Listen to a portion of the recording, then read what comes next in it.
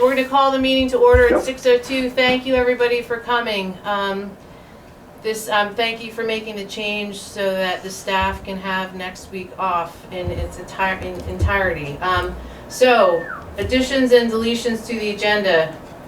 I think we have everything on here that people were asking for, but if anybody has something else they want to add, please let me know.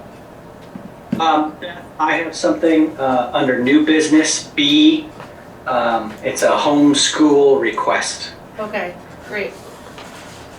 Okay, anything else, or is that it?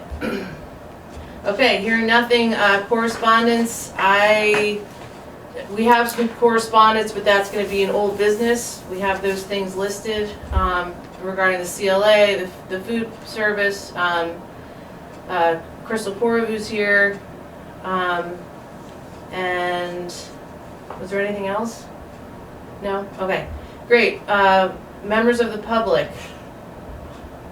So we don't, I'm sorry, Bill, we don't have on here pay orders, which is fantastic. You must have been reading my mind. I only got one, which was for payroll. So I'm gonna wait, since obviously this meeting is a week early, so I'm just gonna push that off. It's payroll, so the staff has been paid. So rather than waste paper and write up some pay orders, we'll push that to the May meeting if that sounds okay with everybody. Yeah, and you can just cross off E under financials. Oh, okay, that's what that was. I see. All right, Gail's in. Whatever you did worked out, man. Thank you. All right, so Gail is on. Okay. Hold on. Representative Partridge has her hand raised. Go ahead, Carolyn. Well, this is really for members of the public. I'll try to get it in 3 minutes. I wanted you to know, I know that the CLA has been an issue for select boards and for Russ and others, and I have been actually asking around about that up here to see if there's something we could do. I haven't gotten a lot of positive response. The general response is, well, what happens next year? And, you know, I've made the case that in the last couple of years, we've held harmless the number of equalized pupils to help, and because the CLA thing, in my view, is completely pandemic related, I've been trying to make the argument. The little bit of good news that I have is that we passed a yield bill, which I think will decrease our taxes. I mean, I talked to Lori Garland about it yesterday, and we don't have the numbers, but when I talked to Scott Beck, who's on the Ways and Means Committee, he said that it's potentially going to reduce taxes in most towns by about 15 cents. Now, I don't know if that's what's going to happen to us, but it's potential good news. So I wanted to share that with you. Great. Thank you, Carolyn. You're welcome. Anybody else from members of the public? No, but I have a question for Carolyn. Sure. Carolyn, can you restate what it is that's going to cause the 15-cent reduction? The yield. You're going to change the property yield or the income yield? I believe it's the income yield. The income, so not the property yield, just the income yield. You know, Russ, I would have to talk to Scott to be absolutely sure, but the ultimate result or effect will be that our taxes should go down, and he was saying in many towns 15 cents. So what I'll do is I'll talk to Scott tomorrow and get the exact language, and I'll get back to you and Beth and Abby. Because most of the properties in Vermont are impacted by the property yield, not by the income yield. Yeah, yeah. Okay. So I'll clarify and get that to you. If I see Scott tomorrow, let's put it this way, I'll get it to you as quickly as possible. I appreciate it, thank you. Great. Sure, you're welcome. Thank you, Russ and Carolyn. Any other members of the public? Okay, then we're going to move on to new business. We have a pair. I had my hand raised. Oh, I'm sorry. I didn't see it. And please bear with me. I'm a bit under the weather, so I'm going to have to tolerate with my voice here. But I wanted to ask about the job posting for the teaching position and the administrative position for the school. I was able to go online and check out the posting itself, and I just wasn't sure maybe Bill could answer some questions as far as how us as a board can potentially help market that. It was kind of a cookie cutter job listing. It didn't seem, from what I could see, to mention like the uniqueness of the school. So I was just kind of curious on what kind of ways we could, is it possible for that posting to kind of add that to it, or would we be able to support that in some way?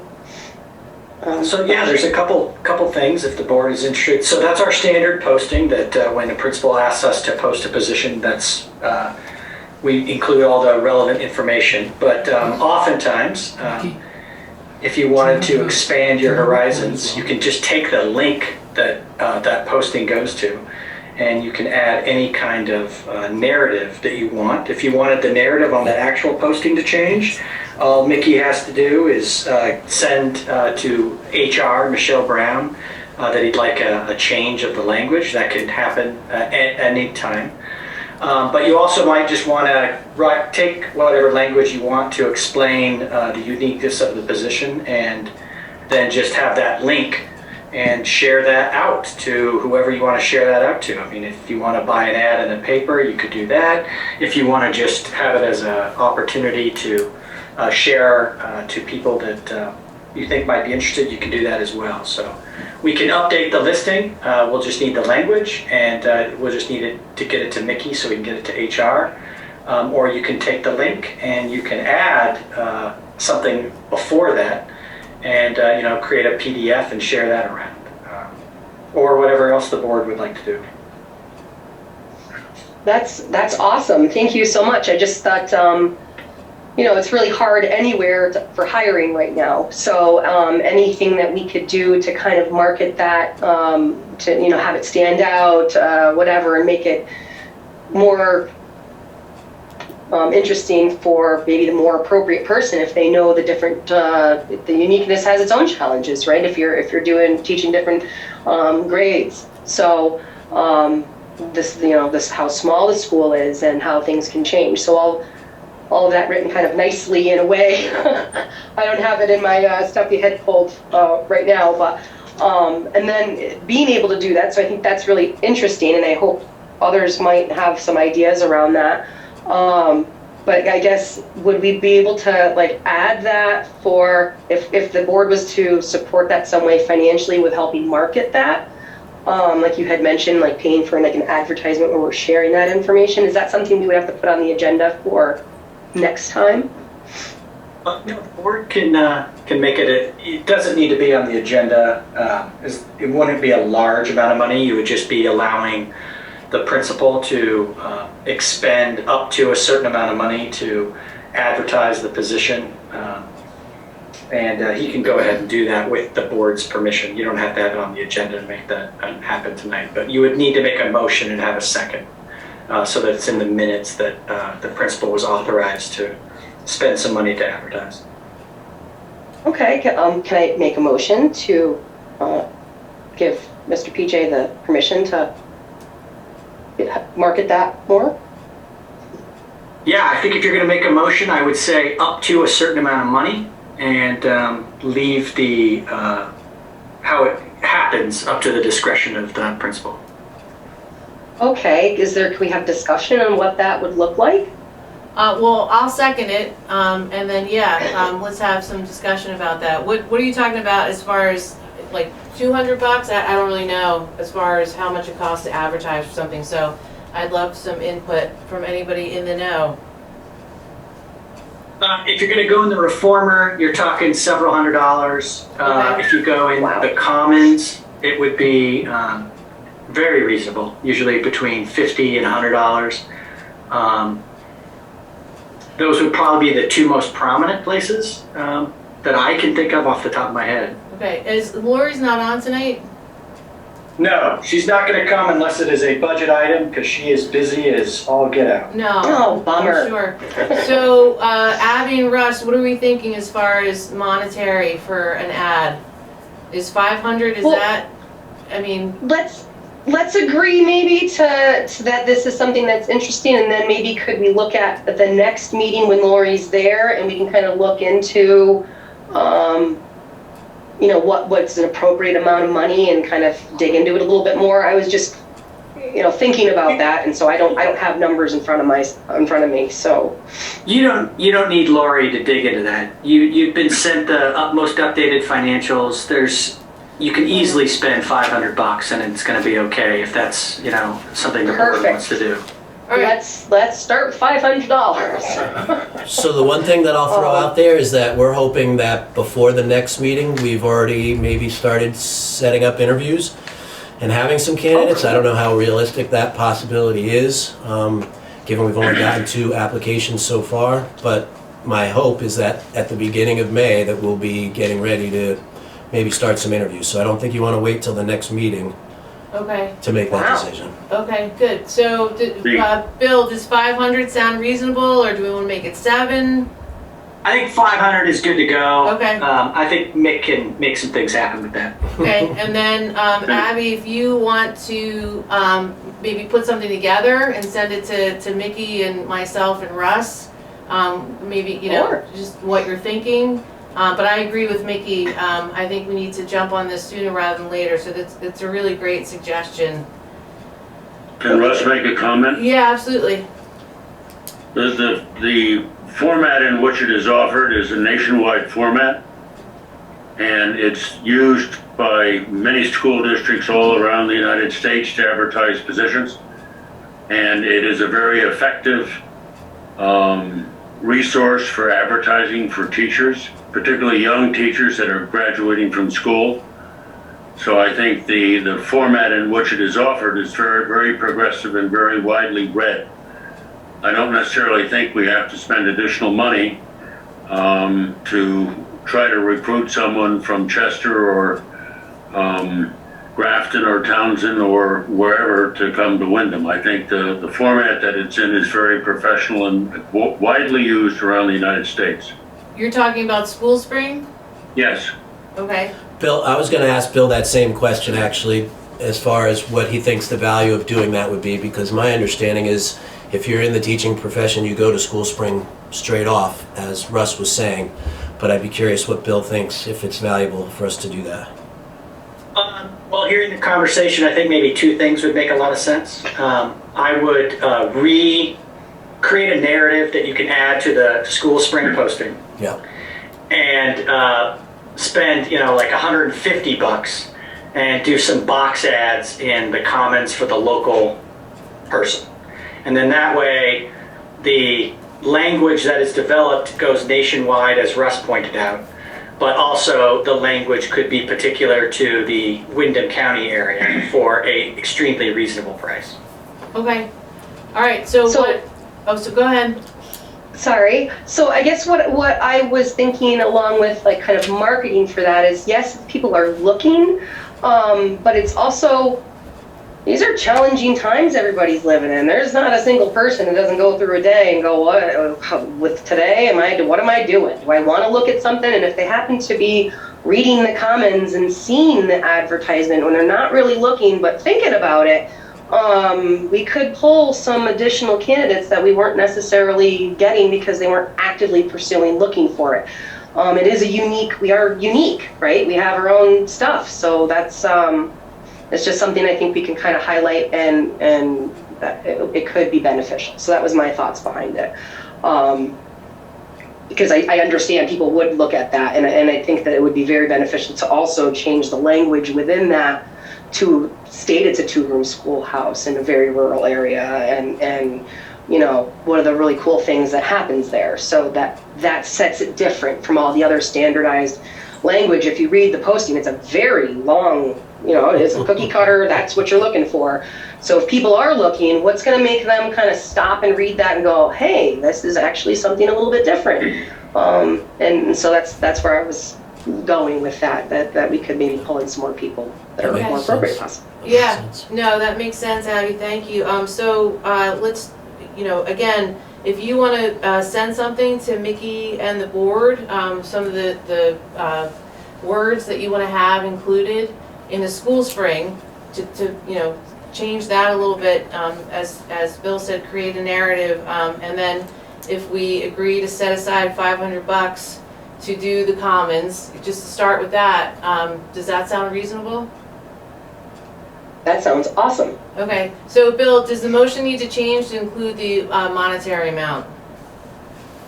I would just clarify that the principal has discretion to spend up to 500, but I think that we're all agreed that we're going to change the language in School Spring and put something in the Commons, which will definitely be 150 or less. Okay, so is there any other discussion? Okay, hearing none. Oh, you got a hand. Oh, sorry. I am not. I was just going to say that students that are graduating from college are going to School Spring looking for teaching positions for next year. Okay, It's widely used. Many students who are graduating from college that want to go into teaching are going to go to School Spring. Young students who have an interest in skiing or outdoor activities will look at Vermont. yeah, It's an excellent source to advertise in and to get people to come into our school system. I don't think it's necessary to spend a great deal of money, but 150 to 200 is not bad. okay. But I wouldn't spend thousands of dollars on it. No, I think 5 is our tops, and we're looking to be under that. So we will continue to use School Spring, because obviously Mickey is in the know, and you, Russ, understand that that's kind of the first place teachers go, but we're also going to, potentially look at the Commons, so. Anything And else? so, Sarah E. is in the waiting room. I don't know if we can let her in, please.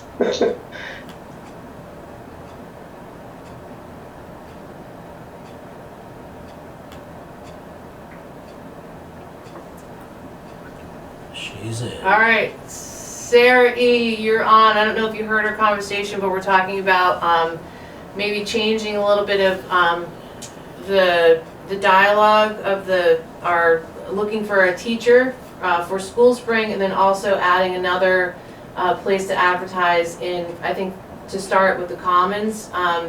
So we have a motion to spend up to $500, hopefully less, and make some changes and advertise a little bit more. Did you want to comment on that? She's waiting again. Oh, I think she got kicked, so I don't think she wants to comment. okay. She's gone again. Okay, so, and we can share this, to the community. Oh, there she is. Oh, there you are, Sarah E. Did you have anything to add? Doesn't look like she has a microphone. Oh, there she goes.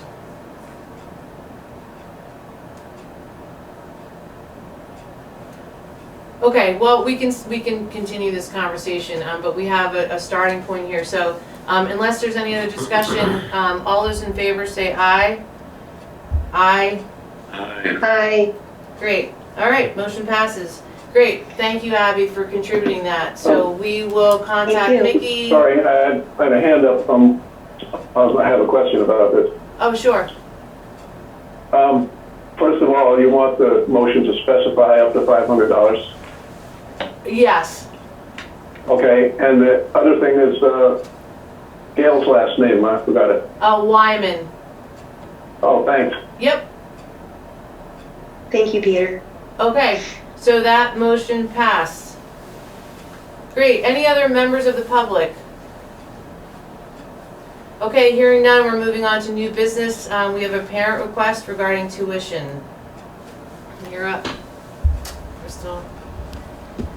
So I submitted a letter asking for Jackson and Oliver to possibly be tuitioned out next school year. With Sarah leaving, and the uncertainty of, I'm sure they'll find a teacher, but there's a lot of uncertainty that makes me very nervous. And Jackson and Oliver they cannot be in the same classroom.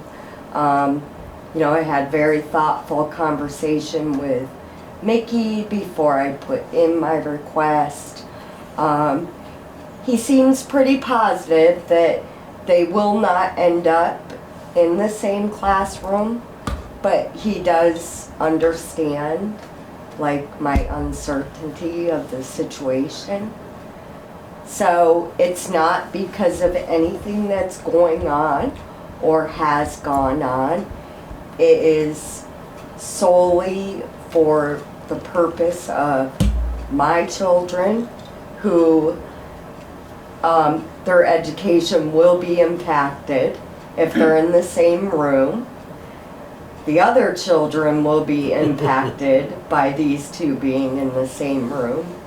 And the teacher will be greatly impacted by trying to deal with, you know, the Irish twins in the same room and their other students. Okay. In my time here, it's nothing that's ever happened. It was always talked about, you know, setting a precedent. So if you don't mind, Crystal, I'm gonna well, ask the rest of the board, but also Bill to weigh in on this, please, because this is I'm really not sure how to go about this. I understand what you're saying, I really do. So I'm looking for a little guidance. Sorry, Beth. No, it's okay. I would just say that my recommendation to the board is to direct the superintendent to consult with the attorney just to find out about what pathway, if any, is allowed for the board to make this decision, so that there is time. I can, if directed by the board, I can easily confer with our attorney and bring something back for the May meeting, and then the board will know the legal context and that they will be considering this request. Okay. Can Russ make a comment? Yeah, absolutely. I believe because Crystal's children go to bed in Windham, they're not going to impact our average daily membership or our equalized pupils numbers. We will simply be paying a cash amount of payment to the receiving school district equal to the tuition. If they want it, it's possible for us to ask them to accept the children without a tuition payment. So it would not impact the bottom line of our school board, but we do have surplus funds available. And I think we need to focus on the benefit to the children. We're a Board of Education and our main goal and objective is for the children. If we have to pay a little bit more money and the children get a better education, I think that's very appropriate. I don't think that it's something that needs a lot of thought. If it's in the children's best benefit for their better education, I would vote for it. Thank you. Beth, I have a concern about privacy. I'm sorry, about the privacy? In the public meeting and children and all. Oh, well, we're Normally, we don't have these discussions in the open. Okay, so it sounds like we're gonna follow I think, follow the superintendent's, what he's talking about is directing him to consult the attorney, because we need to make sure that this is all above board. So, yeah, we're not naming any names. Crystal brought this up, you know, herself, so. Yeah, I would frame this as a question from a parent about the possibility of a request. And as long as we don't continue the conversation speaking about two particular children, I think Peter is correct. We should not continue that portion. Okay. But I think the request itself is fine to say that the request has been made, and yes, it would be my recommendation for the board to allow the superintendent to get a consultation with the attorney. Okay, so, sorry, May go I ahead. add something? Yep. Hi. So would it also be in that request, well, to mention that it's a unique circumstance? Because it is a unique circumstance and supporting our community is important. So, you know, it's not just because. She has very valid concerns. So I just wanted to throw that piece out there, that if that's helpful in any way to sway the argument to be supportive. Thank you. So I just want to The board throw doesn't have out, to make a motion, you just have to give me the indication that you're gonna pay the bill when I go consult the attorney. Okay, so Mickey wanted to add something real quick. so Crystal, just correct me if I'm wrong too, because I want to make sure I'm not speaking out of turn. Based on our conversation, I got the impression you wanted the ability to make this decision potentially last minute. So I just think that Bill needs to have that information to present to the lawyer. That the hope for Crystal, I think, is that to get this as an option and then to be able to make that decision sort of later in the summer. If the attorney is saying that this is a possibility, but once the decision is made, it's final, that might impact Crystal's thoughts about all this. Does that make sense? Yeah, I'll get the full picture of what Okay. this all means. Good, thank you. Okay, so then Bill, we don't need to make a motion, we're directing you to please contact the attorney to let us know how this is all gonna potentially play out. You got it. Great, thank you. Does that sound okay, Crystal? All right, thank you. Okay, next, Bill, you're up for homeschool. So this is another one where I'm gonna ask you to direct me to reach out to an attorney. So it's an interesting request. It is a home school parent who doesn't live in Windham and would like the ability to send their child to music class or gym class for the final 7 weeks of school. And the reason it's interesting is because if the person lived in Windham, there wouldn't be a question. They would be allowed access, they would come, they would work with the principal, and the standard of care there is as long as it's not disruptive to the school environment, they could do that. Now, crossing over a border from one school district to another, I've got to consult the attorney because I don't know what kind of ripple effects or precedent setting that could be for the board to approve. I know it sounds a little strange with only 7 weeks left, but my job is to keep you guys well informed. So I would like the ability to, when I contact the attorney, ask that question as well. Okay, thank you. So yes, could you please do that? The board, Russ, Abby, if you have anything to add? No, go for it, Bill. Okay, great. So Bill, Thank you. thank you for taking care of that, and you will let us know when you find out. I will. Thank you very much. Okay, great. So on to old business. We need to approve the minutes of March 15th. I don't have any issues with them. Anybody else? Where are they posted for review? Peter, do you want to? They're the Yeah, they're WCSU all- website. Yes, Just the Windham Central website? Yes, that's where they're housed. Okay. If we need to push this off till May, we can do that. No, I don't have a problem. Okay, Abby? I'm all good. Thank you. Okay, so, I'll make a motion to approve the minutes for March 15th. A second? I'll set. Okay, so Abby, sorry, Peter, Abby seconded. Any discussion? Hearing none, all those in favor say aye. Aye. Aye. All right, principal's report. Thank you. So fun to watch the kids outside rolling around on the grass. It's like the greatest Oh, thing ever. nice. So glad it's finally dry. Good evening, everyone. Welcome. Progress monitoring continues with the Ames web platform. Students in the upper grades are doing this every couple of weeks for the next month, at which point we will begin preparing for the Smarter Balanced assessment, also known as the SBAC, in May, as well as the final spring benchmark assessment on the Ames web. The younger grade class has also been doing some individualized one-on-one assessments for math the past couple of weeks. Miss Sarah takes them into the library space one at a time and has been working on addition fact mastery. Also, the younger students have been working with weight and estimation during math time.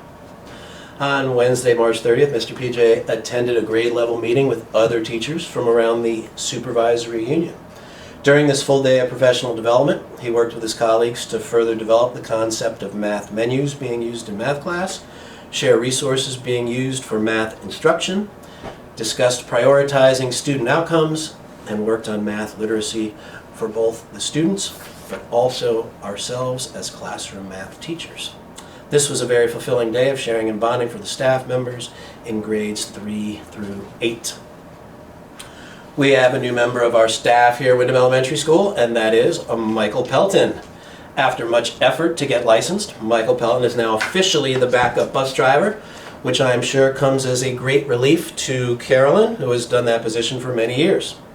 I want to take this time to publicly thank Michael for putting in the time and effort to get certified. I am sure CORD also really appreciates it as well. Thank you, Michael. In addition to this new staff member, we've also recently posted the job descriptions, as you've already heard about, for the administrative assistant position and the classroom teacher position as well. I want to thank Michelle Brown for taking the time to put these job descriptions together and getting them posted on School Spring. In about a month's time, the interview committee will hopefully select a few candidates to interview for both those positions. On Saturday, March 26th, the Friends of Windham School hosted a campfire social here at the school. There was singing, a fire pit, food being cooked over an open fire, and plenty of people just enjoying spending time together here at the school. Almost all the families currently attending were represented, and I received a few emails from both community members and parents saying what a great time was had by all. I hope this is the start of a great cooperative partnership working together to support the school and community that will carry on for many years to come. On Thursday, March 24th, we had another kindness campaign activity here at the school. Beth McDonald and friends came from the farm to volunteer their time working on stick mobiles with the students. These mobiles have 3 pieces of paper hanging from them. One had their name, one had one thing they liked about themselves, and one had one thing they liked to do for others. Once each student had completed one mobile and decorated it, they each presented to the group what they had put on their mobiles and why they put it there. Thank you, Beth, for taking the time with some of your coworkers from the farm to help our students develop some increased self-confidence and self-awareness. And as I mentioned to you that day, Beth, them presenting, I feel like, was the highlight. It was so great watching them all talk about it and say what they felt proud of and what they felt good about. It was really a nice thing to watch. So, thanks. Sure. The students and staff, along with a few siblings, a homeschool student, and several parent chaperones went to the Montshire Museum for a day of experimenting, exploring, and hands-on learning. Upon arrival, the students were treated to a classroom experience working with gravity to get a ball to roll across the room without touching the floor and into a metal bin by using various materials. Each group was highly engaged and completed the task successfully. The remainder of the day was spent examining the different exhibits on the various floors, and I will say the adults were just as engaged as the kids during that activity. One of the service techs from Alliance was here at the end of March to inspect the boiler and begin the process of ordering a replacement once and for all. After many years of struggling to keep this one working and relying on CORD way more than any school should rely on their bus driver, the boiler is being replaced and should be fully installed and running by the time school starts up next fall. A huge thank you to Lori Garland, Greg Frost, the Windham School Board members, and CORD for all the years of service for making this happen. Thank you. Great. Thank you. Any questions, comments for the principal, Mr. PJ? I have one. Yeah. I don't know if it's Mickey or I see Mike's on there too. So CORD, at least, I don't know if everybody has it, but at least our family. So I have CORD's cell phone number, and I shoot him a text like, Kylie won't be on the bus today because, you know, we're pretty lucky. We have a good bus driver, and CORD will, you know, just sit there thinking, okay, maybe they can't get their locker open or, you know, some catastrophe. So I usually text him like, oh, you know, Kylie's not going to be on the bus today, or, you know, she's not riding home. That way he's not waiting. I know Cord does like that. I don't know if Michael is gonna want that same thing. That's a good question. Point. Yeah. I don't know if he's on here with Abby or not. Absolutely. He is, okay. Absolutely. All right, good. So, Mike, if you're okay with that, we can get that number out to the families so that on the days that you're driving, they can just contact you if that's okay. Yep, that's fine. Awesome. Absolutely. Good idea, thanks. Yeah. And so, I mean, Sarah and you're really good about usually letting us know ahead of time. So, Yeah. I mean, I guess if we know a day ahead of time, we'll know, oh, Michael's driving, so we can text him and give him the kids' plan. Great. Great. That's good information. Thank you, Crystal. Okay. If I could add one thing for the parents that are listening, when people do, for the first time, text him, make sure you say who you are, so that he can keep track of the phone numbers, because he's not very good at that. And I love you, but you're not good at that. So, sorry. Thank you. Okay. All right, anything else for Mr. PJ? Okay, hearing none, we're gonna move on to the superintendent's report. Bill? So I provided you a written superintendent's cabinet report, Yes. but one thing I wanted to highlight is over the past 10 days, I've had 2 all superintendent meetings with the vice chair of the House Ways and Means Committee, where the weighting implementation bill is residing. And Carolyn, feel free to jump in after me, but my take on it is the conversation has moved away from whether to implement a change using the weights to how to implement a change using the weights. And there's 2 distinct paths that have been defined. I'm not going to go into the details, but we currently use a system where we weight students that, based on empirical data, costs more to educate. So a student who requires English language services, or a student who is in high school because they take more courses, those have been weighted in our funding system since the passage of Act 60. And this task force and this bill look to make sure that those weights are appropriate. And so there are 2 paths to implement those weights, but I'm really excited that the conversation has now moved to whether to do it, but how to do it. The question will be, what does the final bill look like? And will it be done by the end of the session, so that implementation could begin either in FY24 or FY25. But I would ask the board if it's okay if Representative Partridge was able to speak on this matter as well. Yeah, absolutely. All right, thanks, Bill. Yeah. I believe that they will complete their work. I would say that those of us who are part of the group fighting for this really prefer the Senate version, and the House version is going more toward categorical aid, which I am not in favor of. I'm just one of 150 people. So I would say that anybody who is able to should weigh in with the House Ways and Means Committee and tell them that you prefer the version that was sent over by the Senate. So it's a concern for me, and I will be talking to my friends who are on Ways and Means. Emily Kornheiser is a rep from Brattleboro, and she is very instrumental in the committee at this point. And I think she may be one that's leaning toward categorical aid. I would, if you know her, I would ask you to reach out to her. And she, like any other rep, has the same formula for our email. It's first letter of your first name and your last name. So it's E. Kornheiser, and that's KORNHEISER at leg.state.vt.us. So please reach out, and while you're at it, just send it to all of the members on the Ways and Means Committee. You can access that by going on to the state webpage and clicking on Ways and Means. So, I highly encourage everybody to do that. Okay. Russ has his hand up. Go ahead, Russ.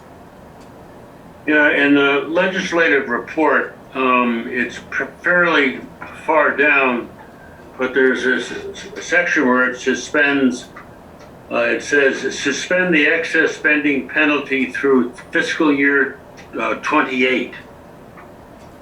Is that a possibility? Because that's the thing that's going to kill us in town, is when, because of our low student count and the low CLA gets factored in, and then the penalty, it's going to kill us. Is that possibly going to be a reality, that the excess spending penalty will be suspended through 2028?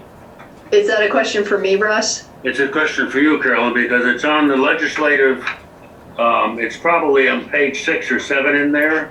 It's under the section that says adjust added pupil weights, et cetera, for 2024.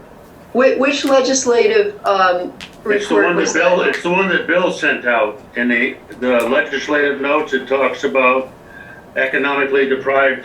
It's part of the weighting formula and the rural schools and all that stuff. There's a section that says that the bill was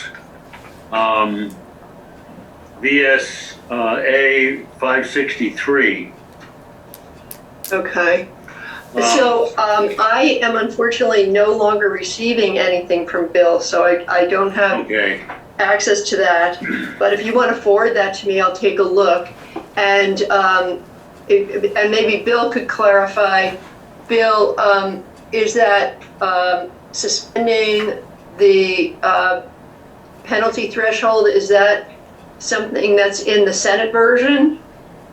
So it is in the Senate version.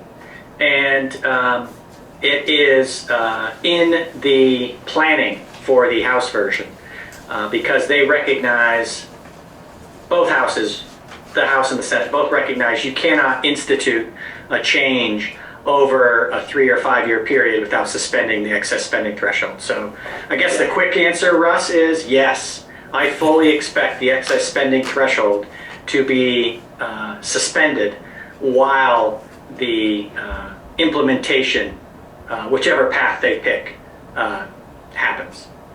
And that makes total sense because we already know that towns like Windham and other rural towns with low school population numbers and low density have been shortchanged. So, and we've been paying, we've been putting together budgets that come in at higher per pupil spending costs because we've been shortchanged.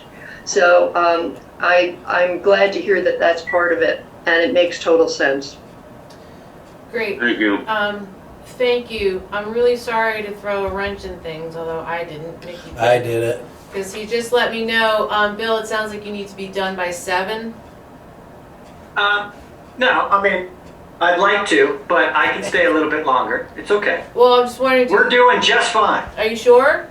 All right. Yeah. Well, weigh in because I do want you here for the food service discussion, and then obviously it looks like we have an executive session. No, you don't have one. I just leave it on the agenda in case we need it. Oh, you squirrel. Okay. All right. Crystal's up. Oh, I'm sorry. Unless there's anything else for the superintendent. Okay, hearing none, you're done. Crystal's up. Sorry, I wasn't quick enough on my Oh, I'm mute. sorry. No, I'm kidding. Go ahead.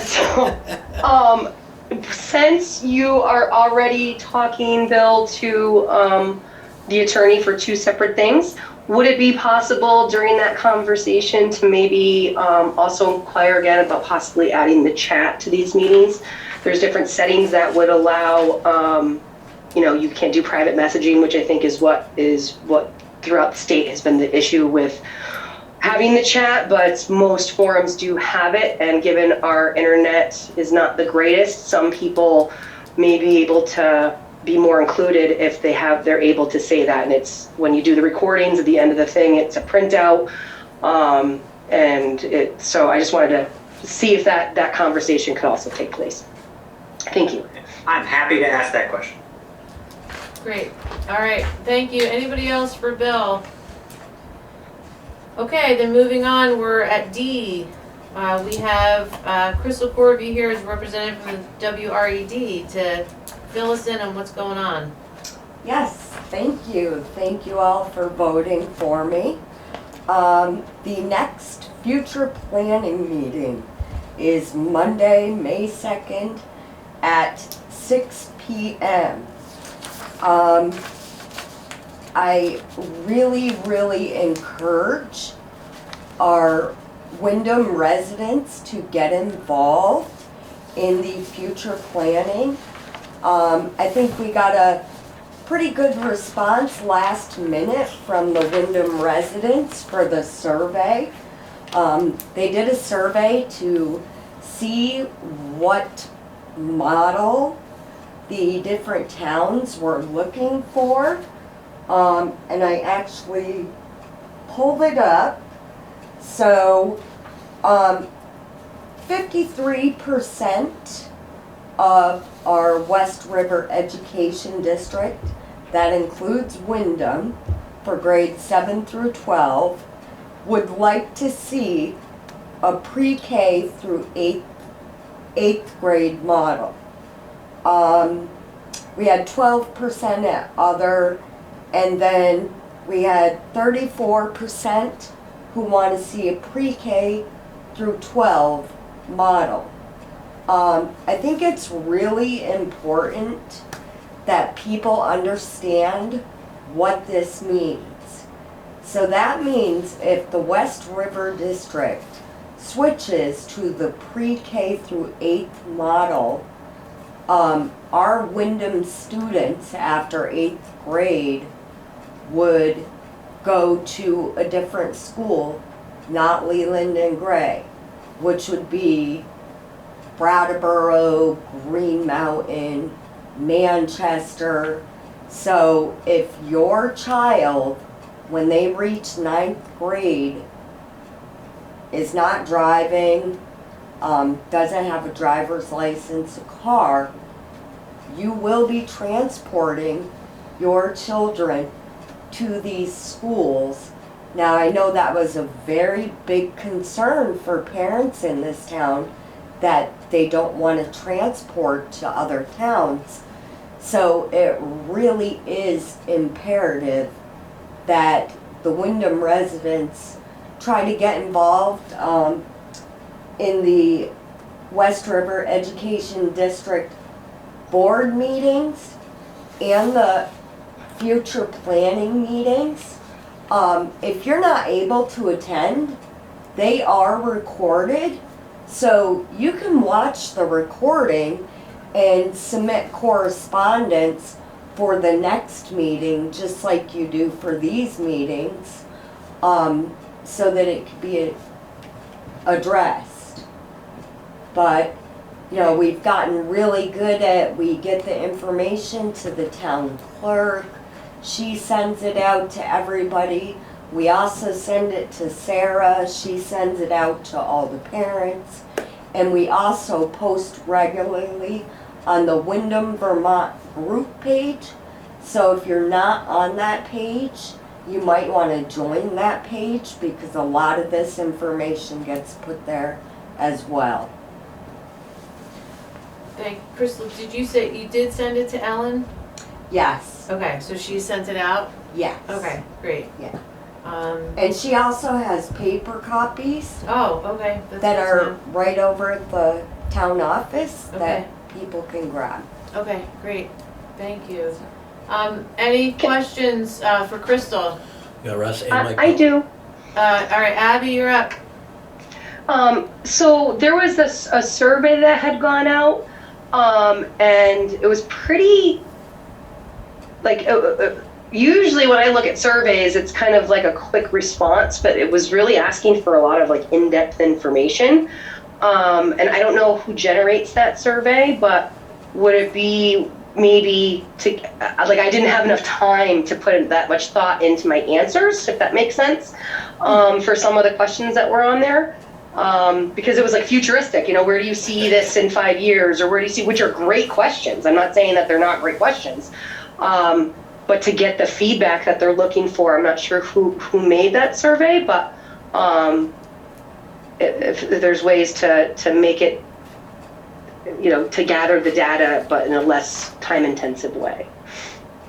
Do you know who did the survey? So that would be the Future Planning Committee and the WCSU that create that survey.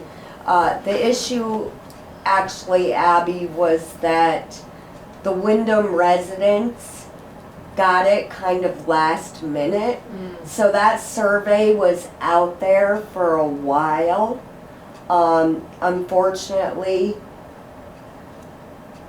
I wasn't able to get the information to you guys until shortly before it was due. No, and thank you. I mean, I'm not zinging the need for the information, and it was definitely well thought out. I just was kind of like, oh man, I just didn't have the time to really answer it as well as I would have liked to. So thank you very much, Crystal. That's not a zing on you. You've jumped into this and you've been right on top of it. So thank you so much for everything you're doing. You're welcome. Thank you, Abby. Any other questions for Crystal? We got Mike Pelton. Mike? Russ has his hand up. Russ. Yep, go ahead, Russ. I just want to say, Crystal, that I appreciate your insight and your feedback to us as a group. It's a lot more than we've gotten from any previous representative to the WCSU or the West River group, and I appreciate your thoroughness. Thank you. You're welcome. Thank you, Russ. Michael, you had your hand up? Yeah, hello. I guess I was kind of shocked to even hear that the district was considering not serving up to 12th grade at the seminary. How long has this been in planning? Do we have any idea? Like, it's total shock to me. I'm surprised that they're even going that route. And what are the alternatives if they choose to go to 8th? Does that mean we operate under the high school choice argument, and therefore we can send them either direction based on where parents want to drive their kids? Yes, that is correct. You'd be operating under high school choice without Leland and Gray being a choice. So, for us, the closest is going to be Brattleboro or Green Mountain.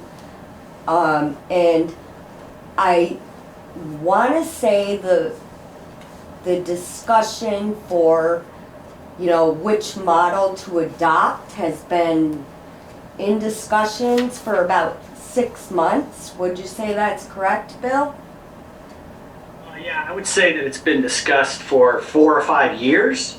And I would say that the last 6 months have been particularly focused on thinking about the future and getting feedback from community members. I would highlight exactly what Crystal just said, that this is all exploratory planning, so no decisions have been made, but she's trying to keep you guys aware and informed so that when meetings happen, you can make your voice heard. Like she said, they are all recorded, so if you can't make it to the meeting, you can always watch it and submit either questions to the board themselves or to Crystal as your representative to bring up. But I would just reaffirm, no decisions have been made, but the board is very clear that they want to explore all possibilities so that they can present something to the community in late September, early October to build a budget from. So they're not leaving any stone unturned. So I wouldn't get freaked out that any decisions have been made, but I would encourage you to communicate with Crystal and to pay attention to the meetings as they go on. Bill, do you have any sense why that move is, or why that direction is being explored? Is that based on a cost issue or a funding issue, or what the conversation really, how that conversation sort of started? flexibility options. So right now under law, anybody 9th through 12th grade can have a public high school choice. So if you go to Leland and Gray, you can apply and go to Brattleboro or Green Mountain, but you can't go to Vermont Academy and you can't go to Burnburn. So if you run a school system that is just pre-K through 8, then parents can send their kids to any public or approved independent school in the entire state of Vermont, and currently under law, any place in the world that is approved by the governing body. So I think the conversation about running a pre-K through 8 gets brought up because families want to have choice to send their kids to a multitude of schools for a multitude of reasons. Except that Leland and Gray wouldn't be a choice. If you do a K through 8, and that presupposes that Leland and Gray does not operate. That is correct. And I have to be honest with you, thank goodness Crystal's really pushed this, because you're saying four years. I'm a little surprised. Did you know about this? I gotta be honest, if they've been talking about this, they certainly have not been sharing it with the community. And I've been to a lot of board meetings, so anyway, just putting it out there. So thank you, Crystal, because this is obviously really important. I just want to touch on one more thing. So we went through and we looked at the survey and we looked at the comments, and the comments didn't match the survey results. Huh. So we've actually put together 2 committees. So 4 of us are going to meet. 2 people are going to the elementary schools, and myself and Drew are going to Leland and Gray, because a lot of people selected, I want choice, but then their comment was, leave things exactly as they are. So as Bill said, be aware, but don't panic. I mean, this is not going to happen next year, but you definitely want to pay attention and have your voice heard. Great. Yeah, thank you. That's really good information. Yeah, Russ, go ahead. Looks like you have your hand up. Yeah, my observation is that if you look at the numbers, if you're a businessman and you look at what it costs to educate a child at Leland and Gray or Green Mountain, and then you look at the ranking of those schools compared to other schools that might be over in the Manchester area, it actually would cost Windham taxpayers less to send their children over to a Manchester high school, which is a private high school, than what it would cost to educate them in either the Green Mountain Union High School in Chester or in Townsend. It's just a matter of economics. And I think that many parents are recognizing this in the surrounding towns. Okay, thank you, Russ. That's probably a good question for Lori to make sure that we're not putting out any kind of information, because we also have to keep in mind transportation for those students who, as Crystal pointed out, might not have a license nor a car. And I only say that having a junior who's hijacked my car. So I share a car with my husband. So great, we will pose that question to Lori to make sure that we have really solid information regarding financials. Thank you, Russ. Thank you, Beth. Yep. Anybody? Oh, Abby. Yep. Nope, she's down. No, just one quick question. So with the choice for up to 8th grade, with that change, would that mean that Windham Elementary would have to go to 8th grade? And then if it is school choice, is that become really the transportation issue? Because if people choose to go to Leland and Gray, so I just kind of curious if Crystal could just share that, and then I know we can go to those meetings, but I'm just kind of curious. So thank you, Crystal. Yeah, so they haven't gotten that far in the planning process. So, right now they're trying to gauge what parents want.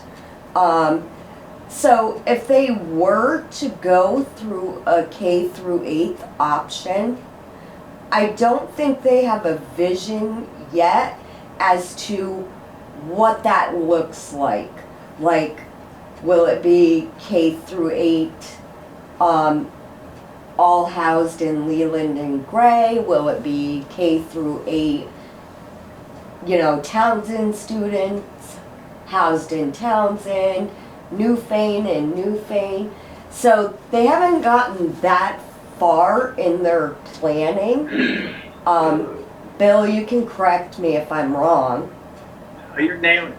Yeah, I'd say my big takeaway is pay attention, but don't worry. As Crystal said, nothing is happening next year. This is a very strong intent on the board to get the word out, to get exactly what's happening at your board meeting right now. Get people thinking about that and get them interested and get them wanting to participate. So I would echo everything Crystal said. Great. Yeah, thank you so much, Crystal. I really appreciate you keeping us updated with that. So thank you so much. You're welcome. Great. Anybody else for Crystal? Carolyn. Oh, Carolyn. I'm just going to say, I'm going to agree with Beth that Lori should weigh in here on the cost of going to one school or another, because I remember, and it was a while ago, maybe 15 years ago, I had a call and a request from a Londonderry school board member who was concerned because it was so much more expensive to send kids to Burton than it was at the time. Their choices were, well, they have school choice, but Green Mountain was the other possibility. And to send the kids to Burton was significantly more, especially when you considered the bus, in our case, additional bus transportation and special education. So I concur with Beth that Lori should be consulted. Yeah, I don't think we won't even discuss this any further. Carolyn, I'm gonna reach out to Lori and potentially add it to the next agenda as a discussion, but I need to have the facts from our amazing Lori Garland. So that's great. Thank you for that. Anything else for Crystal Korovou, because she's still in the room?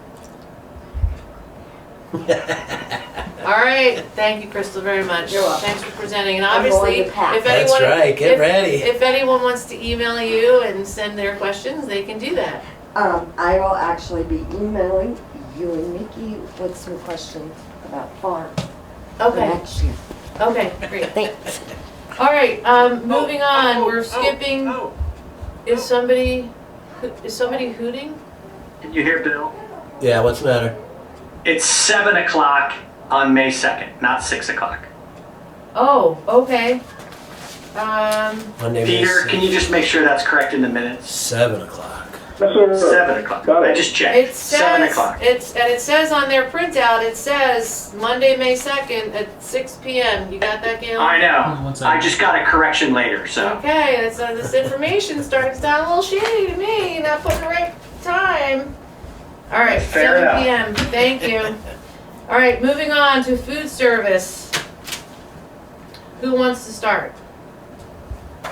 So I apologize, Beth. Yeah. I've met with Russ. I understand the CLA thing. I've been copied on all the food service stuff. I'm Okay. comfortable. Abby had some great questions. There's no reason the board can't take any action. If you need any financial questions, you know where you guys stand. You've got the updates. But I do need to roll. But Mickey, if you can just take any questions Yep. that couldn't be answered, I will answer anything tomorrow. You got Okay. it. All right, great. Thanks, Bill. We'll see you in May. Thank you, guys. Thank you, Bill. Okay, so food service. So I can bring up what my thoughts were on that. So Okay.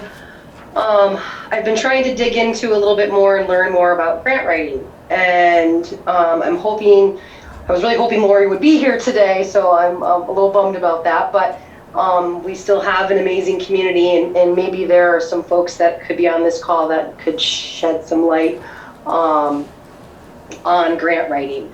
And there's timelines for various things, and I was hoping to ask Bill what Lori does. Like, is she constantly on the look for grants? Do we as a board have to propose grants for her to kind of dig into? There's various forums in which you can look into grants that all seem to require some form of a subscription to really get details about the grants. So I guess that's kind of where the conversation was going, because there are deadlines to things, and there may be money available that would be very appropriate for our needs at this school that we could be missing if it's not being actively looked at. So I was, one, hoping to ask Lori those questions, and then two, also reach out to the community if anybody in our community has experience in researching grants on avenues to explore without having to buy a subscription into something that maybe we could present as a board to Lori to make sure we're not missing out on things. Okay. So any ideas anyone can share would be awesome. Thank you. I do believe the WCC used to have a grant writer, but I don't believe that's the case now. Although I do feel that there is somebody there, and I can't say for sure, but I'm happy to ask Lori that, Abby, unless you want to. But yeah, I think that would be a great start. Awesome, thank you. Okay, all right, so I can, yeah. I want to shoot her an email also regarding the, the school, the tuitions and stuff, so I can do that. Right on, thank you. Anybody else about the food service? Beth, I have my hand up. Oh, I don't know sorry. if you can see hands. I can't. Okay, no worries. I just wanted to say, I've been talking with Abby about this, and the Universal Meals Bill did pass over to us, and we are going to be, I'm hopeful that it's going to pass. So I am helping out by asking around and seeing what kind of impact that would have on a school like Windham. So I'll keep you posted on that too. All right, that's the H737? Yeah, well, no, it's S100. Oh, okay. It might also be, they might have a light bill in the house, but the one that's moving is S100. Okay, I see. It's Bill's report. It's tied to H737, it's saying. Okay. Okay. Okay, well, that's great. Thank you, Carolyn. Sure. Keep us posted. Will do. Anything else? I mean, this is saying it's potential action, discussion, possible action, but I don't really feel like we're there right now. I don't see, there's other people I don't see on this Zoom. I know Bridget Corby's been involved in this, so was anybody looking to make a decision tonight? I think if Lori was on the call, there might have been more of a collaboration of ideas, and possibly she would have had knowledge that could have been something that could be acted on. Okay. I know just from my end and like researching grants, it's like it gives you a kind of a small caption of like what it is and what they can offer, but you really can't get any ideas to what it is and like where you can kind of move forward or how much. And so if she had some ideas on how that looks and how we could proceed, and throwing out to the community, if there's people who have that experience, to please share those ideas, because we are interested in obtaining grants. So, okay. Thank you. I'll add that then. So I have looking into grants. I'm going to ask Lori to attend the May 17th meeting, and then I'll ask her about the high school tuition also. So I will send her a long email tomorrow and just give her a heads up. Okay, any other discussion about the food service? Russ would just like to make a comment that if we don't have the proper facilities in the kitchen at the school, refrigeration or keeping things warm or cold, even though the meals might be free, we might not be able to serve it to the kids. So you need to have the physical plant in place in order to receive the free meals from down the hill. So it's important to consider what is necessary to do for repairs to the kitchen facilities to make them able to receive the meals so we can give them to the kids. Great, thank you, Russ. Yeah, that's something that Greg Frost has been investigating, and there are some options regarding a larger refrigerator and also a warming plate, whatever. So those are some things that we've looked at. Go ahead, Abby. And I just wanted to add, so Russ, you're a bit of a mind reader, because that was kind of where I was going to next, is in these conversations, the more information that we have available of what options we can possibly pursue, the better.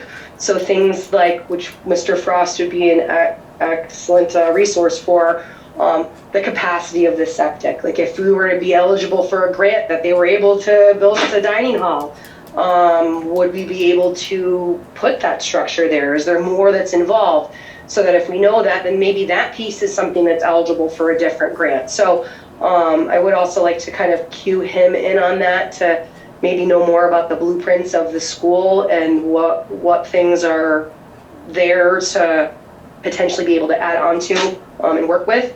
And maybe there are grants that are available that can just get us the hot boxes so we can at least get up to that par. But there's a lot of stuff that's out there and we just got to nab it somehow. And that's a process that I'm still learning about, but welcome any ideas and collaboration on. So thank you so much for that. Great, yeah, thank you, Abby. I feel like we're just gonna keep pushing forward and figure out what we can do. There's always possibilities. So I will email Lori and Greg Frost tomorrow and ask for them both to attend the May meeting and give them more than a month to put some thoughts together for all of us. So thank you for that. You're amazing. Thank you. Okay, any other discussion about the food service? Which is making me hungry. Okay, all right, Russ, you wanted to talk about the CLA. Yes, I think that we need to be able to look forward 12 months or longer. And I think understanding how the CLA impacts the education tax is important for the school board. If our CLA were 100, which means that the properties in town were selling for their appraised value, we would take $1 of education tax and divide it by $1 for the CLA and get $1 of education tax. When the CLA falls to 80, it's at 83 right now, if you divide $1 of education tax by 0.80, you get an effective education tax of 1.25, which means it's a 25% increase.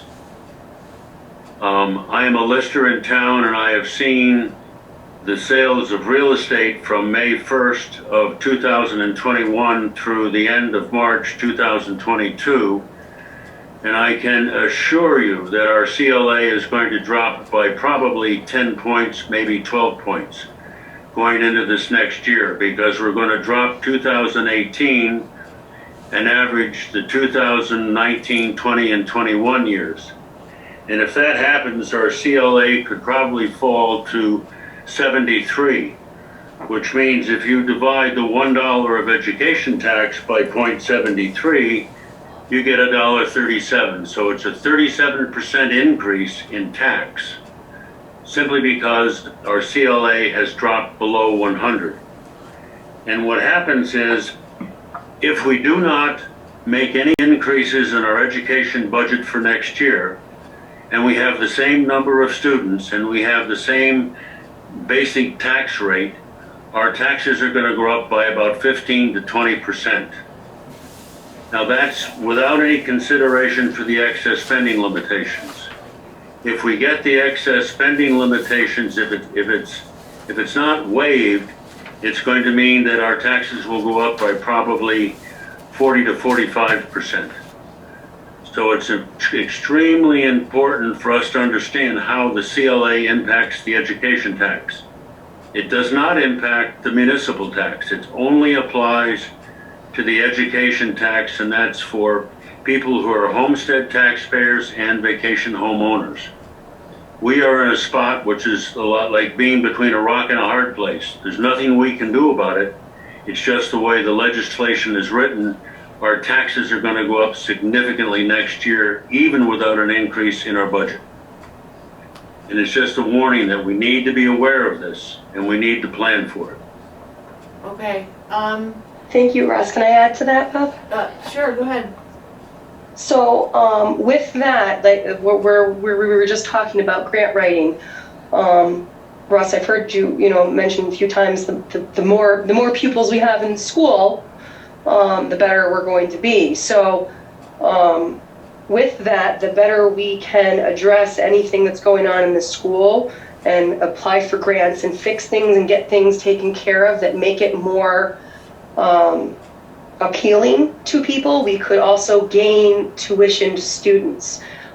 So as long as we're, that's a huge piece, but there's also the part of working towards addressing all the areas of concerns that, family members and community members have brought forward, and really doing everything we can to improve everything, right? So, if we get tuition students in, Abby, it's not going to increase our equalized pupil.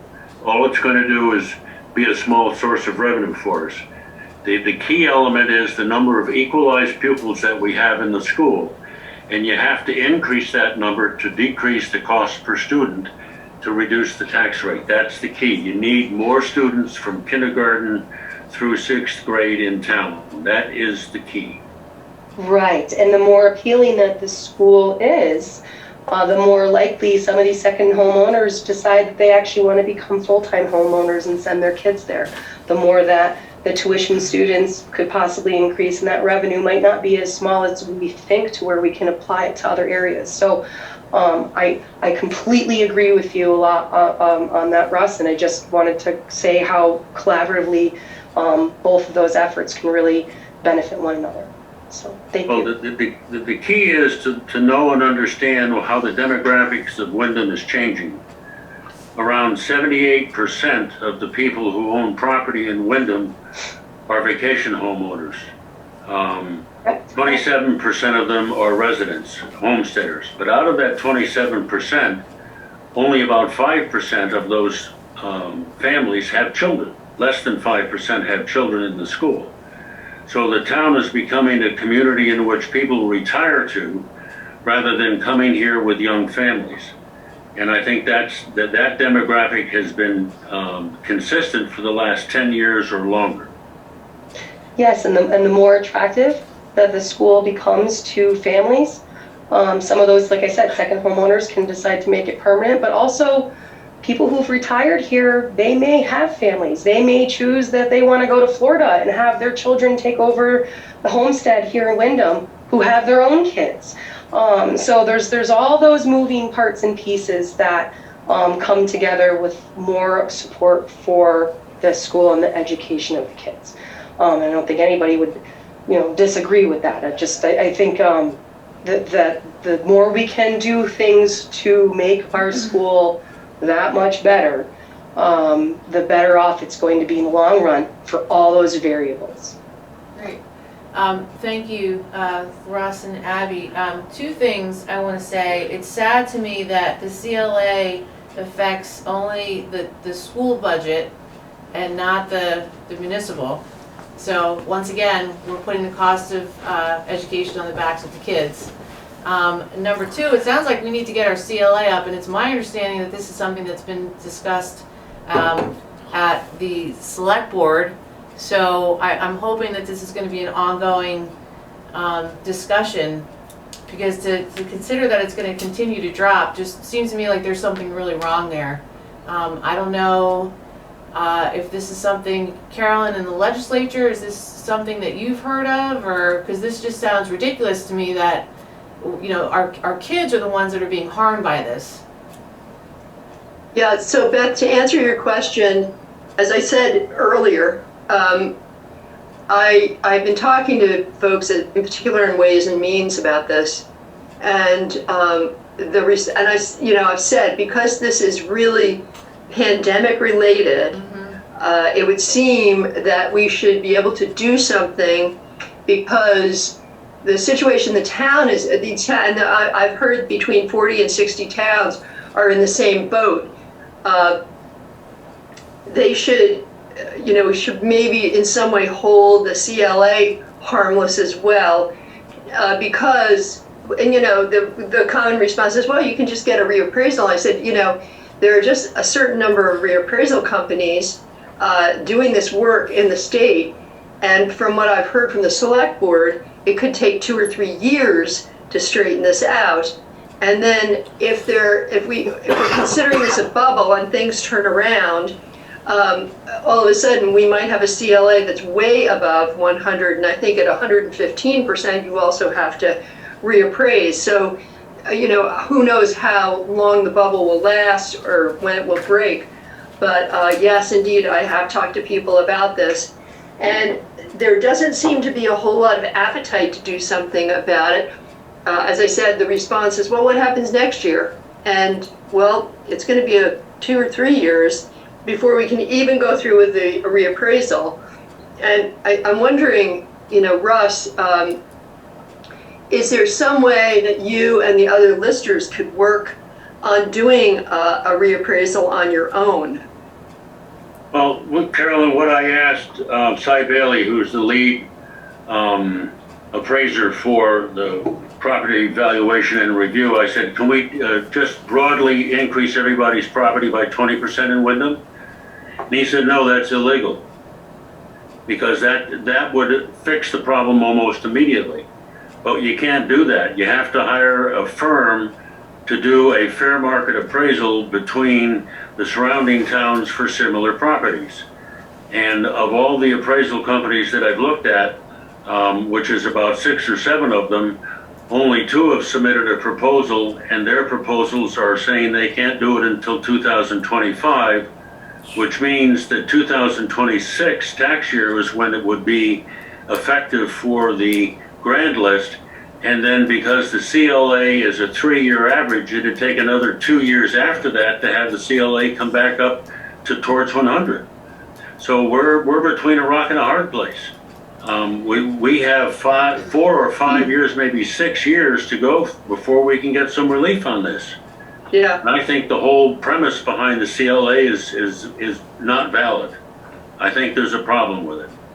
Well, there is in this case. The CLA was created back 20 or so years ago when towns were purposely undervaluing their property, and there was a whole foundation, towns were creating foundations. I don't want to confuse that with foundation formula, but they were creating these funds. Windham did it, Stratton did it, Manchester did it, so that they could keep their spending at whatever the block grant level was, and then they were undervaluing their property, and that's why the CLA was created. Unfortunately, there were people who were sort of cheating, so to avoid the tax, and so that's why it was created. But under these circumstances, with the pandemic, it has become a problem. And what I would really recommend, not just to you, Russ, but I've talked to Cord about wording for the letter that's going to go from the select board. I made some suggestions to Cord. People who are in this situation, the towns that are in this situation, should be squawking about this and making noise about the situation, because it's unreasonable. Everybody recognized the situation with equalized pupils, in that kids were not going to school because of the pandemic, and so they made that adjustment. And it's frustrating that this is not being dealt with, in terms of some kind of arrangement or adjustment, so that we can, the yield has changed, and I did email Scott back, but I haven't heard back from him. And so that should soften the blow a little bit, but it's extremely frustrating if you're living in a town like ours. I agree with you, Carolyn. And what's interesting is, if you take the municipal tax that we need to raise to run the town, and you divide the grand list into it, you get our tax rate for the municipal list. If you do the same thing for the school, you take the $402,000 that we need to operate the school and divide that by the grand list for the homestead, we get a tax rate of $1.37.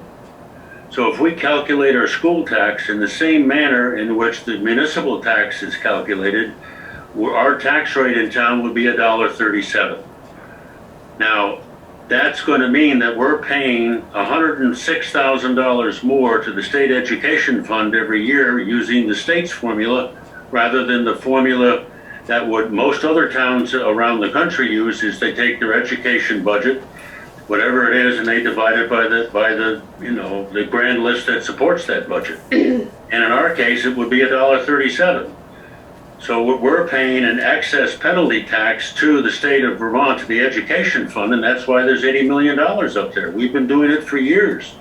It's entirely it's unfoundedly improper. Let me put it that way.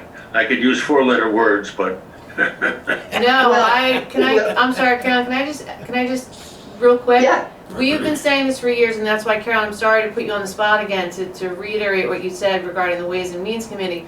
This is exactly what we've been talking about for years. We're not, I agree with you, Carolyn, we do need to squawk, because all we do is say, we need more kids. Everything becomes about the kids. Somehow the kids are supposed to make this all work. When it's us, it's the adults. We need to fix things. This isn't about, yes, it'd be nice to get more kids, obviously, but that's not our problem. Our problem is our funding system. It has been for years, and so I tell me who to squawk to, Carolyn. I'd be more than happy. What, it would tell you who what? Tell me who to squawk to. The Ways and Means Committee. Great.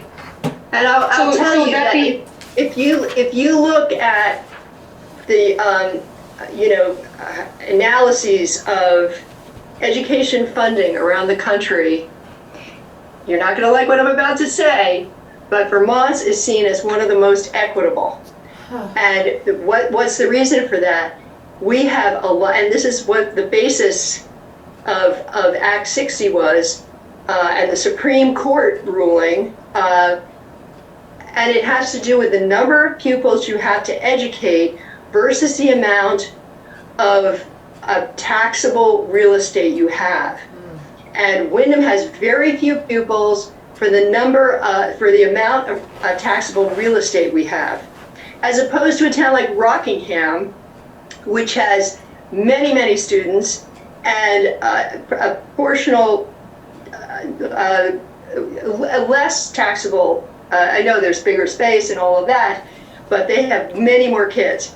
And so that's what Act 60 was based on. Yeah. So I wasn't there when it was voted in. I was there when we did Act 68, which basically took away the incentive for the wealthy towns to do fundraising to decrease their taxes. But that and you believe it or not, we're seen to be one of the most equitable education funding systems in the country. Wow. So can I chime in real quick? Yeah. So being a state of Vermont employee and a union member and having, significant issues that we've had to bring forth to legislation, our union, we have emails and stuff that'll go around that we can, somewhat scripted to address legislation.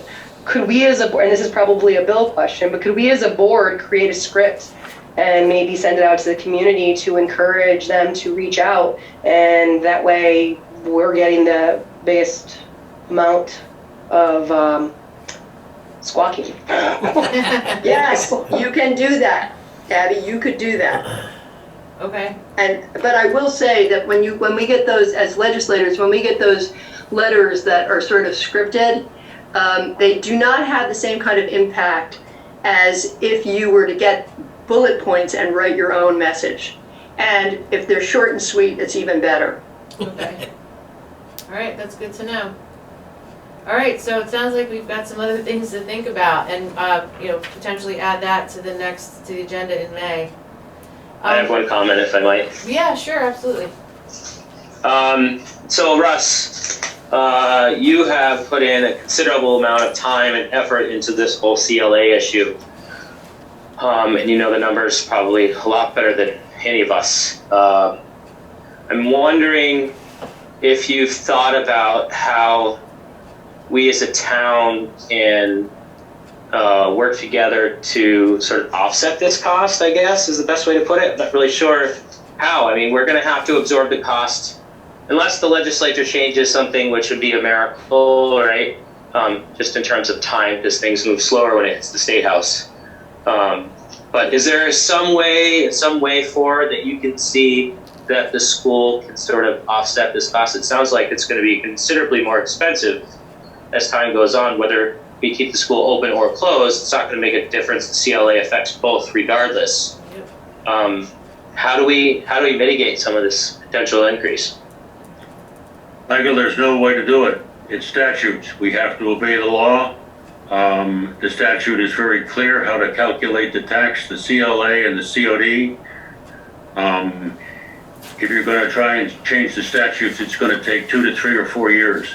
Look at how long Carolyn's been working on the waiting study. I think she was in diapers when she started. And now, 18 years later, she's, still working on the waiting study. I mean, it just doesn't happen. Changing the legislative rules and regulations is extremely time consuming. I have communicated with a senator that happens to be in Brattleboro. I've communicated with the head of the Vermont Agency of Education. I've communicated with the people that lead the property valuation and review, and they tell me the only way I can change it is to go through the legislature. So I am preparing to do that. So with the scripted, the idea of this scripted, somewhat scripted, right? I hear you, Carolyn, and I totally get it, but it's nice when you have the email and you have the body to kind of go off of if you're going to create your own. But if we come up with a scripted message for people to send, couldn't we include that those are the barriers we face, that this is what we're dealing with, and this is not, it's not okay. And highlight that and really make that a strong message that, we're trying to think outside the box and this is what we're stuck with. I don't know. I think that might be a worthy attempt. Yeah, no, I agree, Abby, to let people know that this is the issue. This is the real issue. And I think Michael's point that regardless of whether we have a school or not, it's not going to change. So, and my, to give up on the kids to think that somehow this is all going to get better for us it's just not true. So, yeah, it needs to be addressed. So, who wants to do the bullet points? Who wants to do the script?